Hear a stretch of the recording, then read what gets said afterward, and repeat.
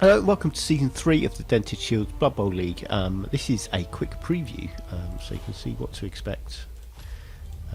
So let's head into the league. So to fall back quickly, I'll just look at previous season for this one. So it's an 8-team league, play round robin, and then at the end of that, top floor go into a playoff to decide positions 1 to 4, just a 2-round knockout of single games, and then bottom 4 do the same thing. So this was our first season. 7 of these teams carried over to play in the second season as well, which was this one. Finished in this order. So first season was won by the Rivendell All-Stars, who came second regular season. It was the Lizardman won all 7 games in the first season. This was the second season. We had an AI team in who lost all 7 games, as they should. And this season, this coach has dropped out. We have 2 new coaches come in, so we're back up to 8 human coaches for this season. And because we've got some new coaches in, because some of those teams were getting a bit unwieldy, we're hitting around sort of 2,000 team values for most of them. We've all got fresh teams, and here they are.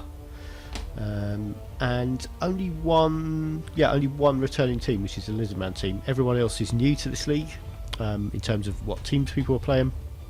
Just going to have a quick look at the starting teams for them. There's a bit of a caveat on this in that teams can still change up until they've played their first game, but this at the moment is what everyone's planning to start with. We're kicking off the season tomorrow. I'm going to generate the first fixtures at the end of this video, so we'll see what's in store for us this week, and then we take a week to have a week to play those first games. So this one, we've gone with 3 rerolls and an apothecary at the start, and then we've got 2 elf wearers and Yeti, so 3 of those frenzy players in, including the big guy with claw, and then just 8 linemen. So Norse linemen are very effective players in their own right. They're pretty much as effective as a blitzer in any other team, at least at the start. They lack the sort of strength skill access that most blitzers have, and do have that armor 7. So having an apothecary in early could be helpful for an Norse team to try and keep some of them around, especially if you get an important player injured. It's good to have that reroll available. So that's quite a simple lineup. No runners, berserkers or throwers in this team. Throwers are often underused in Norse teams anyway. So it's quite straightforward, perhaps looking to utilise some other frenzy they've got there, and that seems to go. This is one of the new coaches as well, I meant to say that at the beginning, so I don't know what experience they have in Blood Bowl up till now, or how long they've been playing or anything. So yeah, it'll be good to see how this Norse team gets on. Second up, it's a Jackal's Necromantic team. So it's a Jackal coached the Lizardmen team in the previous 2 seasons, so did really well first season, won all 7 regular season games, and then lost, just went on to lose the final, and then struggled to win games early on second season, then couldn't catch up to the rest and ended up coming in 5th. Has gone with quite an aggressive starting lineup for a Necromantic team, with just 2 rerolls in, because they're 70k. It's going to be expensive adding to that after the first game, but I've gone with not quite full positionals because there's no ghouls, but 2 werewolves, 2 wights, 2 flesh golems, so a bit of frenzy and claw in the team, much like with the Norse we just saw. So werewolves obviously are the highlights of a Necromantic team, and will be dangerous players we will have to look out for. A couple of wights, a couple of flesh golems as well, and then just 5 zombies to round things out, perhaps named in a kind of filler way. But yeah, that is our Necromantic team. Next up is a Chaos Dwarf team, My Little Ponies. So Roughbeard coached the Rivendell All-Stars, who won the first season and came in 3rd second season. They're an Elven Union team. Was new to the game for those first 2 seasons, picked it up really well, had quite a bit of success, and this is going to be a really different challenge though. So has gone with, looks like this has changed since it was first built. I think there was initially 6 blockers and 2 rerolls, and again another 70k reroll team. They'll be more expensive to buy later on than a 6th blocker would if they want that. I think for what it's worth, this is probably how I'd start a Chaos Dwarf team. 2 Bull Centaurs, 5 Blockers, 4 Hobgoblins, 3 rerolls. They are in there. And yeah, like I said, yeah, will be quite a different challenge. It'll be good to see how the coach adjusts to playing Chaos Dwarfs. Next up, Lord Tarquin, who was the vampire coach in the first 2 seasons with the Lamian Pallbearers, is playing Khemri, so obviously has a thing for dead things. He's going 4 rerolls, so 4 rerolls in from the start. And they're an expensive reroll team, so it will save some money in the long run. It's a cheaper way to build it, but it does mean having to start with 2 Tomb Guardians. They can have up to 4, of course. I think,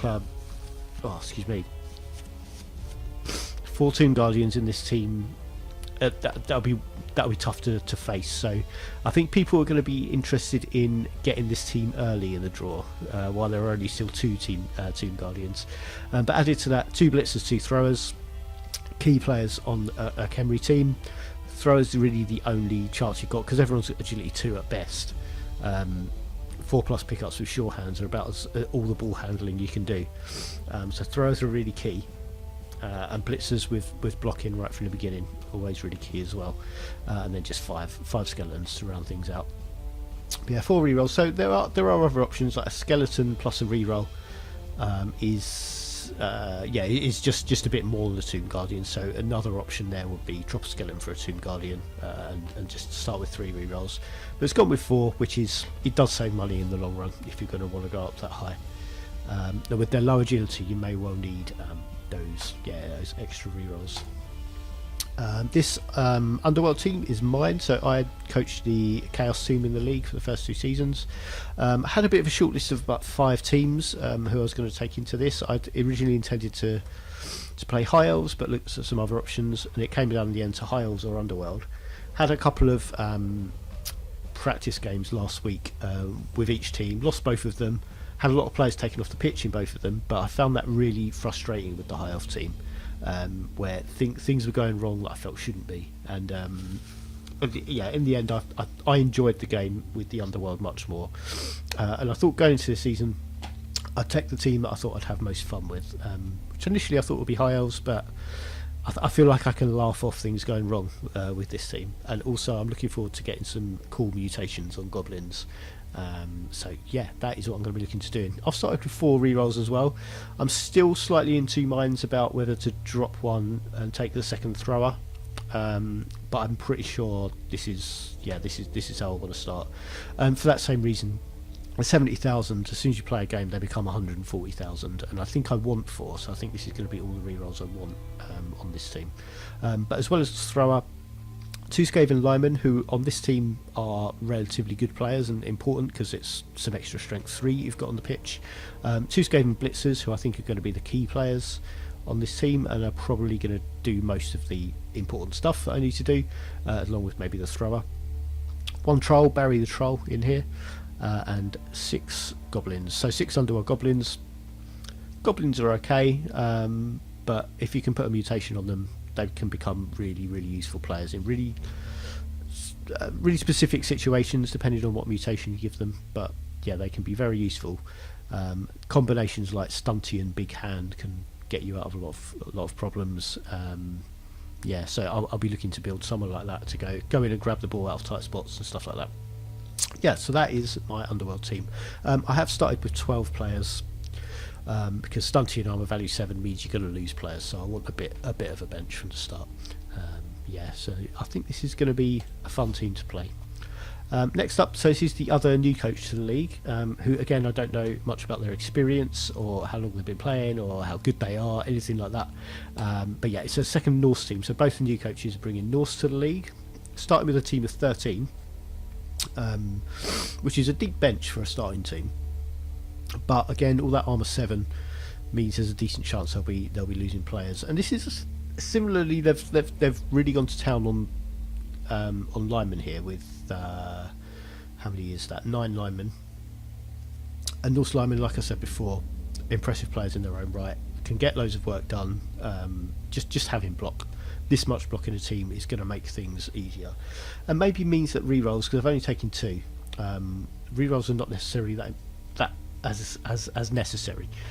So I'd be happy to start an elf team, I think, with 2 rerolls, just because they're I mean, elf teams are really expensive, so you need to lose some money somewhere, or gain back some money somewhere. Because so many elf agility based rolls are going to be 2+ all the time, it sort of feels like you can get by on 2 rerolls. And Norse team blocking, most of their blocks are going to be basically 2+ rolls as well to be safe. So trying to do this on 2 rerolls might be okay with the Norse team, but it'll be good to see how this goes. I think I might have dropped a lineman for another reroll, and they've still got a bit of treasury for there, which is probably going to be towards an apothecary as a first purchase, which they should be able to get after one game really. But yeah, so no runners again, no Yeti, no throwers, but yeah, just 2 berserkers, 2 Ulfwearers, so a lot of frenzy in this team, and could be adding the Yeti at some point for the 5th frenzy player, plus anyone they might want to level with frenzy as well. So yeah, a team to watch out for. Graven Games up next, so another returning coach. Previously had the Undead team, who finished 5th first season and 2nd in the 2nd season last time round. It's gone for a really aggressive starting Lizardman team with a 6 Saurus and Croxigor in from start, just with 2 rerolls. This is a team rerolls 60k, so they're going to double to 120 after that first game. I think they might miss those rerolls. No block in the team, no sure hands, no catch, so moving the ball around is going to be risky with no rerolls. Throwing blocks is going to be risky with no block and very few rerolls. And then you got a loner big guy in as well. Getting all these players in early, much like with the Necromantic team as well, all the players you want leveling quickly, having them in from the start, it helps them to do that, but you have to sacrifice something to make that fit, and in both cases they've gone with 2 rerolls at the start, which is bold, and yeah, it'll be good to see if it works. But yeah, this coach has grasped the game really well, and has gone for a bit of a different challenge here from Undead, where you have some block in the team with Undead. Ghouls can level quite quickly and pick up sure hands. Skinks don't have access to sure hands because they can only take agility skills as they level. So yeah, so it's going to be tricky with this few rerolls, and we'll see how they do. They're going to have to be very frugal with how they use them. Final team here is a halfling team. So Jim Bobalula is the orc coach from the first 2 seasons. I think it's fair to say got quite frustrated at times at things not working out how they'd have wanted to, so have gone with some halflings to basically come into this season just try and enjoy it and see the funny side of the game. Maybe throw some halflings around, maybe try and be annoying with them, and see how it goes. So it's gone deliberately low team value to get that halfling master chef in to steal rerolls from the other teams each half. And in warm-up games has had a couple of draws, in I think 2 games 2 draws, so yeah, it'll be interesting to see how they go. It's going to be fun seeing them develop, and yeah, has 2 tree men. I think tree men are going to be quite a big deal in this league. They're not bad as big guys go. Obviously they're really slow, which means things like standing up are a problem for them. But a key thing about them, I mean, take root is a horrible nega trait, which can just leave them stranded on the pitch and makes them easier to play against. Once a take root fails, you can play around a tree man quite easily. But 2 key things about tree men: they come with stand firm, which is a skill you're going to probably look to take on a big guy at some point anyway. But they come with it. Obviously, come with mighty blow as well, like most of the big guys do. But the other thing is they don't come with loner, and I think that's that's something that really sets them apart from some of the others. So it's going to be interesting to see how they do with that. So let's have a look at the first fixtures. We're going to go into schedule and then start competition. All 8 teams in, and here we go. There's our first fixtures. So Geezers, that's the Khemri team playing the Hairy Seagums, who are halflings. My team, the Sekra Swirlers, Underworld, against the Chaos Dwarf team, My Little Ponies. Sons of Mischief is one of the Norse teams against the Necromantic team, the Monster Mash. and then Lizardman Primal Rage against Manly Men in Purpley Pants, who are the second Lords team. So there we go. That's our first one. If the coaches want to come in, they can look through, see when all the matchups are. Who have I got last? No, I've got Norse there, Necromantic there, Norse there. So I've got the Norse teams quite late. Lizardman, Halflings. So I do get some nice early Necromantic in, so maybe they won't have more than two Tomb Guardians by then. Let's see. Yeah, so that is that's our first fixtures. I'm not sure. I'm not going to be doing the same sort of coverage that I did for season 2. It just took a bit too long. Was a bit fiddly chopping up all those games. So I think I'm probably going to just follow my team. So I've not played Underworld in the league before. So it'll be good to see how they go, how they develop. I'd like to sort of track that, and maybe one other game each week. I'll sort of look at what's maybe most exciting, what's maybe got the most to look for in it. But we'll have some of those. So later this week, the league starts tomorrow, March 1st, and we'll get some games in. Let's see how it goes. We'll see you for the next match.